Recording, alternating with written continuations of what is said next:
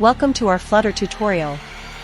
In this video, we'll explore the Text Button Widget, a versatile tool for creating interactive text-based buttons in your Flutter app. Understanding the Text Button Widget is essential for adding clickable and responsive text elements to your Flutter UI. Let's get started. First, let's clarify what a Text Button Widget is. A text button is a Flutter widget used to create a clickable text element with customizable styles. It's an alternative to the traditional elevated button and outlined button, providing a more subtle and text-centric design for buttons. Now, let's dive into creating a text button. Here's a basic example of a text button widget in your Flutter code. You set the onPressed property to specify the function that should be executed when the button is pressed. Customize the style property to define the visual appearance of the button, such as text color, background color, and more. Let's explore styling options for the text button.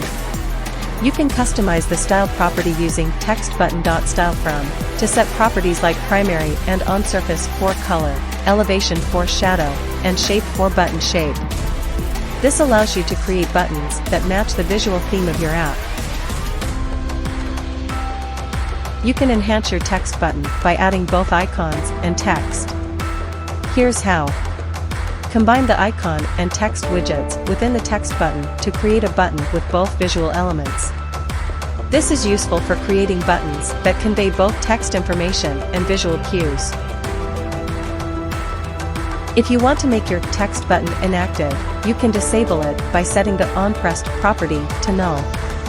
This is useful when the button's functionality is not available in certain states of your app. In conclusion, the Text Button Widget is a powerful tool for creating interactive text-based buttons in Flutter.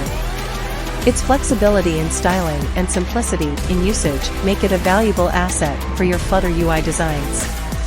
With this knowledge, you're well equipped to add stylish and responsive text buttons to your Flutter applications.